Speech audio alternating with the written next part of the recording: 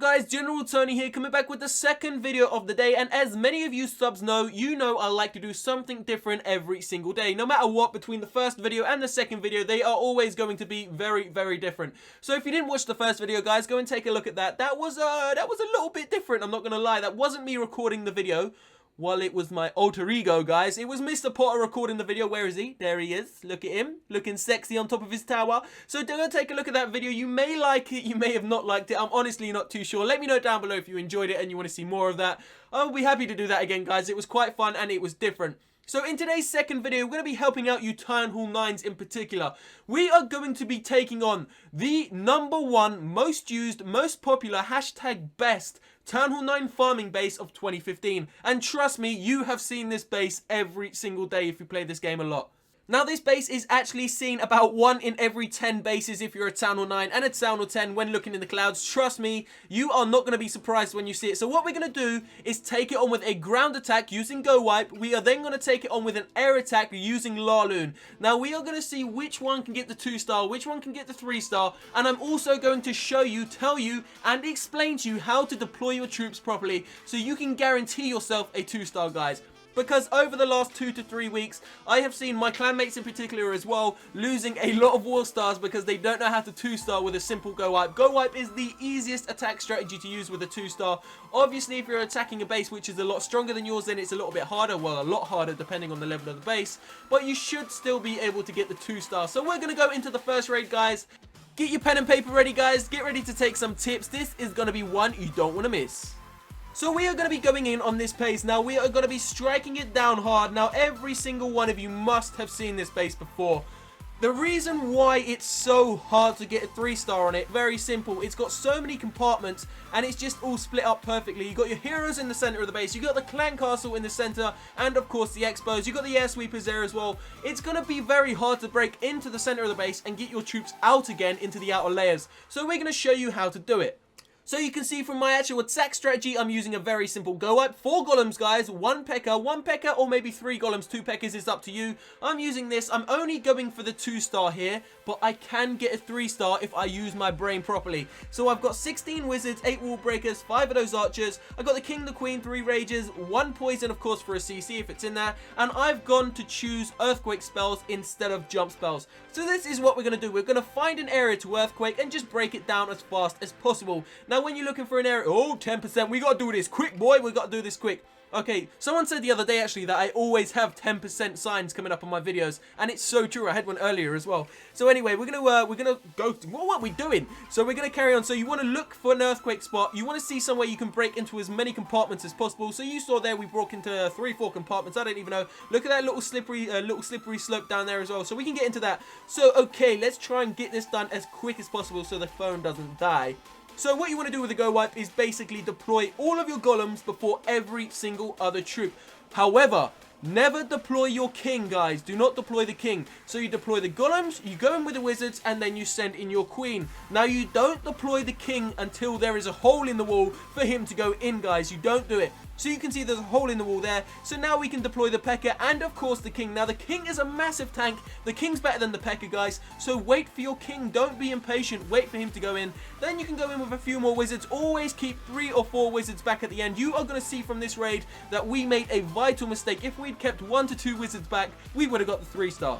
So we've used 1 rage already. The second rage is now down into the center of the base. You can see the golems unfortunately decided to go off into 1 compartment, which was quite unfortunate for us. But the P.E.K.K.A, the king, the queen, they're all in the center. Managed to tear this base into absolute pieces already. You can see we've dropped a couple of wizards on the outside. Maybe 1 too many. We needed to keep 1 or 2 of them back. We decided to drop them there because the golems were distracting the defenses. But all in all, it's looking very good so far. We're getting a decent amount of loot as well. And you can see our troops have managed to break into several other compartments. Obviously, here 2 jump spells may have been a better idea than the 4 earthquakes, but we're just going to go with it anyway.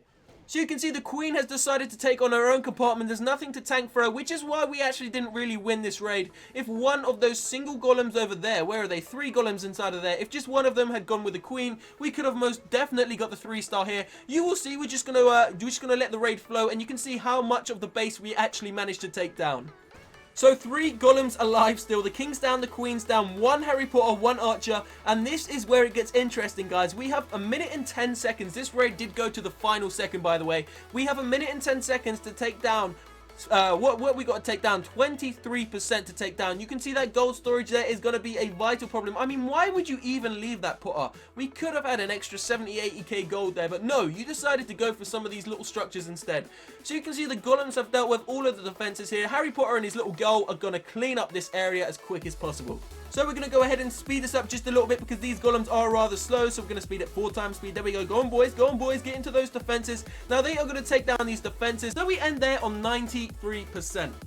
Now remember, guys, the base itself is very, very strategically placed. So no matter what level the defenses are, unless you deploy your troops accordingly, you're never going to get the 3-star on a base like this. As you saw from that, a simple minor mistake, guys. We didn't keep 2 Harry Potters back, so we didn't get the 3-star. It's as simple as that. Someone who uses their brain and attacks this base properly can easily get the 3-star on this base, as long as you bring enough wall breakers, jump spells, and of course enough attacking troops other than tanks like golems. So maybe an extra P.E.K.K.A, we could have got the 3-star. We are going to be doing a new shout out for tomorrow at the end of the video and giving the shout out winner from yesterday, so stay tuned for that also. So you can see we attacked with a ground attack, now we're attacking with a laloon, but we have brought a golem. I forgot to mention that we have brought a golem, so it's like a shattered laloon which is about to come in. Now the exact same base, it took me all of a couple of minutes to find another one after my troops are ready. In fact, I think it took literally 30 or 40 seconds, and I did come across 2 or 3 of them as well. Some were rather underdeveloped, so I didn't attack them. This was the closest I can find to the previous one. So we're going to show you the exact same pretty much thing we're going to do. So we tested for a clan castle. A little bit weird here. The clan castle was on the outside. They decided to put the dark elixir in the center instead. A little bit stupid. You don't really want to do that. Never forget the clan castle is your strongest defense. So we're going to pause it here really quick. Now when you come in with a shattered laloon, you want to do your golem straight away, following the queen and of course the wizards. Remember, the king is the one you want to send in last. Get that into your mind, guys. You don't want to send in the king until there are holes in the wall. So you can see we've sent in some of the wall breakers. They've managed to break through, so now it is pretty safe, quite safe. Still a few structures around the outside, trying to clean up with the wizards there to send in the king. So the king's gone down, the rage spell is in. Now don't forget, we do have 2 rage spells, 2 free spells. At Town Hall 9 you do not get these spells, you get these, but you get 1 less. So we aren't going to be using the free spells this raid, so we're taking 2 spells away. Yet we're still going to get the 3-star with this attack. So here we go, we're going to start the air attack. You can see the balloons go in first, follow in with the lava hound, and then the air defenses should connect with the lava hound. So it's going to be balloons in first, again lava hound behind, and then we have 1 rage spell per side. So you can see rage spell in, rage spell in. We are going to destroy this guy's base so fast. Now we tried to stay out of the way of the air sweeper, and it seemed to work rather well, guys. Not one of the hounds has popped yet. The first one will go down very shortly. The expos actually ran out during raid, which was quite weird. Don't forget, the expos inside of this raid were set to ground, which is good for us. That means it's going to be perfect for an air attack. So the first hound's down, the second hound's just popped, and we are going to clean this base up pretty easy, to be fair. We have 2 free spells left, actually. Sorry, we didn't use all of our spells, didn't even use the poison, and we've got at least, I'm going to say at least 12 to 15 balloons left. So all in all, a very successful raid. Don't forget you got those pups as well to clean up, so it's going to be very easy for the 3-star. Let's just speed this up here, guys. No more defenses left on the map. It's literally just going to be a cleanup. So maybe bring an extra wizard or 2. Don't forget, guys, always try and keep a single wizard back if you can. So loons are cleaning up, the pups are helping them out, and it's about to end. We got the 3-star on the base, and there you have it. So the air attack actually dominated this base a lot easier than ground. So there you have it, guys. That was my ground vs air. All in all, I would say air attacks are the better attack strategy to use to get the 3-star, but they are a lot more complicated. They are a lot harder to master. So maybe spend a couple of days, a couple of weeks trying them out and just trying to master your technique so you can 3-star and apply these strategies inside a war. So today's shout out goes to Barkley, guys. If you want to check him out on Instagram, his Instagram is Barkley_98. So have a look at him if you want. Now to win tomorrow's shout out, let's do something a little bit different. So this is going to be interesting. This is going to get all of you to interact with this video. For tomorrow's shout out, if you want to win it, it's going to be a $10 gift card for whatever you want. So not like today, we are going to be doing a gift card with it as well. It's going to be $10.